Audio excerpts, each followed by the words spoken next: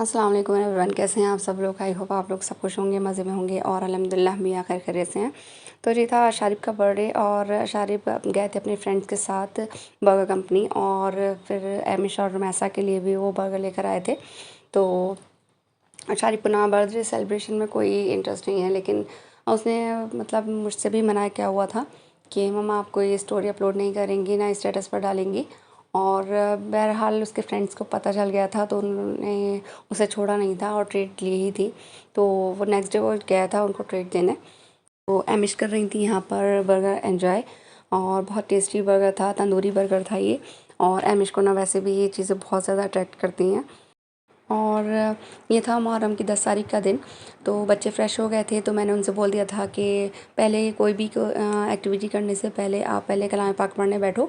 और मैंने आज के दिन के बारे में उन्हें डिटेल से बताया था कि आज का दिन हम लोगों के लिए बहुत ज़्यादा ज़रूरी है। आज के दिन बहुत सारे वाक़यात हुए थे, और शारिब से ही मैंने बोला था। तो शारिब ने कहा था कि अभी मैं स्टडी कर रहा हूँ और मैं ज़ोहर की नमाज़ के बाद इंशाल्लाह पढ़ूँगा, और उसने पढ़ा भी था।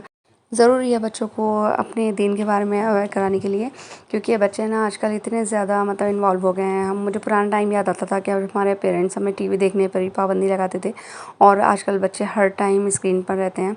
तो और यहाँ मैं बना रही थी चिकन कौरमा बहुत ही ईजी वे में और बहुत कम इंग्रेडिएंट्स के साथ। मुझे भी अम्मी ने फ़ोन किया था और भाई की भी कॉल आई थी कि तुम क्यों नहीं आ रही। तो मैंने ये बोल दिया था क्योंकि आज हमारे घर खुद मेहमान आ रहे हैं। तो बहरहाल मेरी 3 नंदें तो आई नहीं थी बाकी, क्योंकि उनके घर भी गेस्ट थे, और छोटी नंद आई थी बस खाली। तो मैंने आज के दिन ना यही होता है कि आप सदका करें और ज़्यादा ज़्यादा नेक काम करें, नेक अमल करें और अपना दस्तरखान वसी करें। तो हमने यही किया था। और मैंने बच्चों से भी यही बोला था कि आज का दिन अगर आपकी छुट्टी है तो आप का मतलब ये नहीं है कि आप उसे एंजॉय करो, सेलिब्रेट करो। आज के दिन के बारे में मैंने उन्हें काफ़ी हद तक समझाया था, और उन्होंने उस पर अमल भी किया था। तो यहाँ मैंने डाल दिए थे काजू और मखाने एक साथ फ्राई होने। तो इनको मैंने फ्राई कर कर निकाल लिया था। और जैसे ऑनियन को निकाला था, ऑनियन में ज़्यादा डार्क ब्राउन नहीं करती हूँ, क्योंकि अगर ज़्यादा कलर डार्क आ जाए तो उसके टेस्ट पर इफ़ेक्ट पड़ता है। तो मैं बाहर मतलब निकाल लेती हूँ जब हल्की हल्की ब्राउन होनी शुरू होती है। और देखिए इसका कलर भी बिल्कुल ठीक हो गया था। और यहाँ मैंने चिकन कर लिया था क्लीन, और उसको डाल दिया था ऑयल में। जब तक इसका कलर चेंज नहीं हो रहा था तब तक मैंने इसे फ्राई कर लिया था।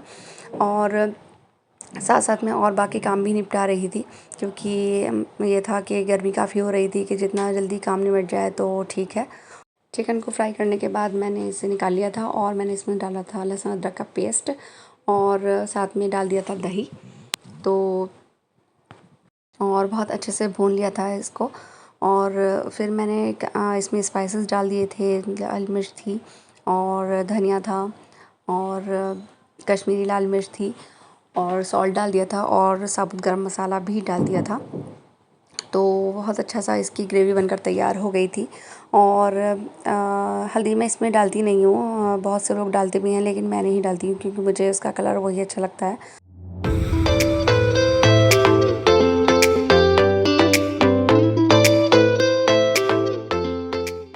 एक साइड ये भुन रहा था, और मैंने ना मखाने और काजू का जो था वो मैंने उसे मिक्सर में ग्राइंड कर लिया था। और ऑनियन भी डाल दी थी। ऑनियन बरसात की वजह से थोड़ी सॉगी सी हो रही थी, तो मैंने इसमें पानी डालकर ही इसका पेस्ट बन पाया था, क्योंकि बिल्कुल भी नहीं पिस रही थी ऑनियन। और बहुत अच्छा सा पेस्ट तैयार हो गया था, और इससे ना मतलब अलग सा ही टेक्सचर हो जाता है चिकन का जब आप इसमें बनाते हो। बिल्कुल इसका टेस्ट और इसका मतलब देखने में लुक ऐसे ही होता है जैसे शादियों में बना हुआ होता है चिकन का कौरमा। और मैंने इसको डालकर भून लिया था, क्योंकि जितना आप जिसको मतलब भूनोगे तो उसका इतना ही अच्छा मतलब रिज़ल्ट बैठता है। और मैंने इसमें डाल दिया था केवड़ा एसेंस। और मेरी देवरानी ने कर ली थी बिरयानी की यखनी की तैयारी, और उसने कुकर में चढ़ा दी थी। तो बस काम ऑलमोस्ट फिनिश हो गया था।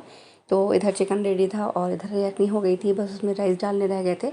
तो वो हम लोग ने शाम में करने थे, और बस हम लोग चाह रहे थे कि जल्दी काम निपट जाए, तो यही हुआ था। और फिर हम लोग फ्री होकर बैठ गए थे यासीन शरीफ पढ़ने। वैसे जब हम सारी नंदे वगैरह होती हैं, उनके बच्चे भी होते हैं, तो हम कुरान ख़वानी करवाते हैं। लेकिन इस बार नंदे नहीं आई थी, तो कम लोग थे, तो हमने सिर्फ यासीन शरीफ ही पढ़ी थी। और फिर मैं आ गई थी रूम में नाशपाती लेकर। सीज़नल फ्रूट था और मुझे पसंद भी है। और वैसे भी अल्लाह ताला ने हर सीज़न में डिफरेंट डिफरेंट फ्रूट से हम लोगों को नवाजा है और उसमें इतनी शिफाएँ होती हैं कि हर चीज़ की, हर फ्रूट की अलग ही तासीर होती है। थोड़ी देर रेस्ट करने के बाद मैं आ गई थी वापस नीचे और हो गया था बिरयानी दम करने का टाइम। तो इसमें मैंने लहसुन अदरक का पेस्ट डालकर उसे ग्रिल करने के बाद मैंने इसमें दही और हरी मिर्च और गरम मसाला डाल दिया था और फिर उसके बाद यखनी का गोश्त भी डाल दिया था। फिर इसमें इसको भूनने के बाद इसका पानी जो लेफ़्ट ओवर था वो भी इसमें ऐड कर दिया था और पानी मेजर करने के बाद मैंने इसे बंद कर दिया था। और लास्ट में सबसे इसमें टोमेटोज़ डाले थे, क्योंकि अगर साथ में टोमेटो डल जाए तो वो अच्छे नहीं लगती और राइस भी चिपके चिपके से हो जाते हैं। तो ये बाद में डाले थे और फिर इसमें राइस डालकर इसको दम पर रख दिया था और बहुत ही अच्छी, बहुत टेस्टी बिरयानी तैयार हो गई थी। और एमिश तो हमेशा की बात है कि जहाँ बिरयानी बनती है वो सबसे पहले खाने के लिए रेडी हो जाती है कि बस उसे खाना चाहिए होता है और टाइम देखने लगती है कि कितने बजे तैयार हो जाएगी। तो सबसे पहली प्लेट उसी की दी थी मैंने, क्योंकि काफ़ी टाइम से वो कहे जा रही थी।